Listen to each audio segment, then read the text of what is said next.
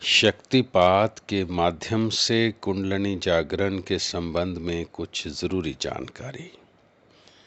सिद्ध अवस्था का संबंध सिद्धियों से है या चित्त की स्वाभाविक अवस्था से।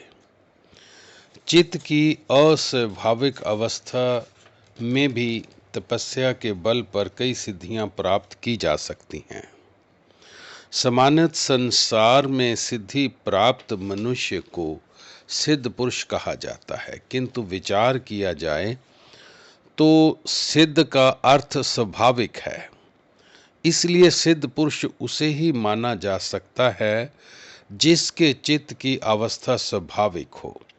विषयाभिमुखी तथा विकारी मन अस्वाभाविक है।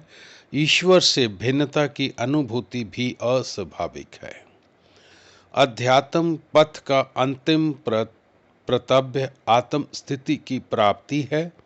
जब तक साधक सिद्धियों में अटका रहता है तब तक वह आत्म स्थिति प्राप्त नहीं कर सकता। सिद्ध अवस्था का अधिक संबंध कारण शरीर से है। यहाँ माया का एक पतला सा आवरण शेष रह जाता है। वास्तव में कारण शरीर में अवस्थित हो जाने पर ही कारण शरीर का स्वरूप प्रकट होता है। ये विषय केवल बौद्धिक व्यायाम का नहीं है। यदि साधक की स्थिति अभी अन्नमय कोश में ही है तो कारण शरीर अथवा आनंदमय कोश की बात कैसे समझ सकता है? हाँ, वह इस भ्रांति में अवश्य रह सकता है कि उसने सब कुछ समझ लिया है। ये बात केवल समझने की नहीं, अनुभव से जानने की है। कारण शरीर में यथार्थ रूप में स्थित होने की है।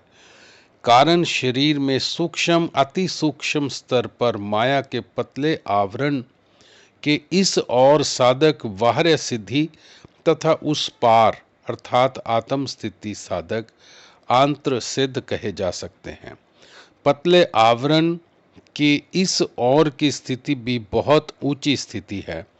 वहां तक भी कोई ही साधक पहुंच पाता है, अन्यथा अधिकांश साधक तो कई जन्मों तक नीचे के स्तरों पर लटकते रह जाते हैं, किंतु फिर भी आत्म स्थिति की अपेक्षा वह वार्य स्थिति ही है।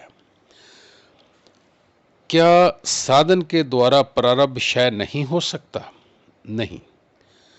शक्ति जागृति के पश्चात का साधन संचित संस्कारों को क्रियाओं में निर्मूल कर देता है तथा साधक की चित्त स्थिति बनाने में सहायक है, किंतु प्रारब्ध शांत चित्त भोग कर ही समाप्त किया जा सकता है, वह भी व्यवहार शुद्धि के अभ्यास के द्वारा। पिछला भोग भी भोगा जाए तथा आगे के लिए प्रारब्ध निर्माण भी ना हो, कर्म योग का यही प्रयोजन है। ये व्यवहार शुद्धि क्या है?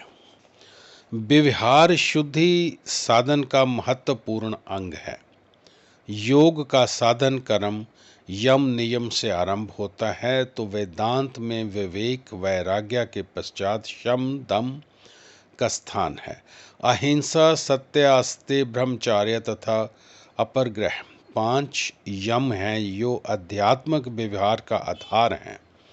इनके पालन के लिए आत्मानुशासन आवश्यक है, जिसके लिए 5 नियम शौच संतोष तप स्वाध्याय ईश्वर प्रणिधान का विधान है।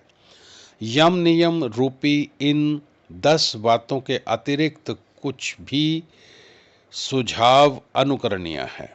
साधन में घटित होने वाली क्रियाशीलता से संचित संस्कार प्रभावित एवं उदित होकर क्रियाओं में परिणित हो जाते हैं तथा इस प्रकार क्षय को प्राप्त होते हैं, किंतु प्रारब्ध संस्कार नहीं, क्योंकि वह पककर फल देने के लिए तैयार होते हैं। उसे भोग कर ही समाप्त किया जा सकता है।